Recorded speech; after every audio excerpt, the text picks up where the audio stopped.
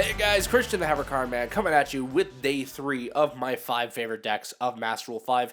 Do keep in mind that this is not like going to be the strongest decks going into Master Rule 5. These are just my top 5 favorite picks going into Master Rule 5. So today, if you could not tell by the title, we are going over Shaddolls. Now, this is not my top pick for several reasons, because I don't necessarily like the degenerate Shaddolls strategy of being able to pull out Winda and a Kaliga.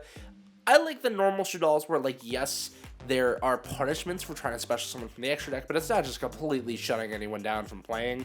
I like to infuse it into more strategies, like my Invoked Heroes was a lot of fun, being able to build an OTK version of Shaddolls, making it more aggressive than Stun was actually a lot of fun. I'm planning on doing one of Prank Kids that does a very similar thing, and I just think there's a lot of potential for this deck in terms of, like, splashability, because it's got the ability to go into so many different decks, almost more so than Invoked, because the Shaddolls monsters in the extra deck tend to do a lot more. There's a lot more Shaddolls monsters you can throw into main decks, so you can get into your Shaddolls extra deck monsters more consistently. Especially with Shaddolls Wendy coming out in the Shaddolls Showdown structure deck, we have so much consistency with Shaddolls. I mean, even just looking at Shaddolls Fusion, having that as a one-card combo in and of itself, if you play it right, depending on the strategy that you use. And Shaddolls just have this big play, or have these big plays that allow them to be super explosive, and really are kind of an underrated strategy because people don't really look outside of Winda. They just look into turboing Winda and having constructs so they can take out extra deck monsters. But, like, there is so much extra potential that Shaddolls can have that people just kind of tend to ignore. And to me, it kind of hurts my soul a little bit. I love Shaddolls with all my heart. I just don't like playing them the traditional way, because honestly, they can be so much more aggressive than people make them out to be.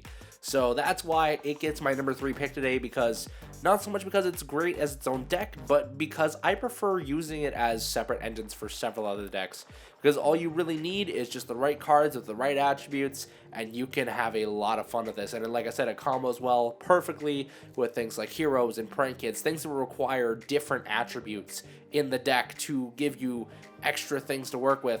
I mean, Heroes is like the perfect example, because both Heroes and Shaddolls require every attribute to be able to summon, and it just requires like either a hero monster or a Shaddolls monster plus the attribute you need.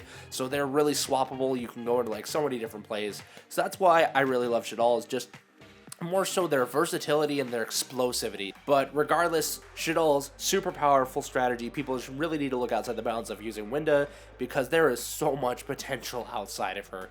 So that is it for my number 3 pick today. If you guys agree or disagree, let me know down in the comments. I am more than happy to chat with all of you, and I'm super excited to see what you guys think about this one. And remember to stay tuned for number 2 tomorrow. Thank you guys so much for watching. Remember to have fun and make your move. Peace out.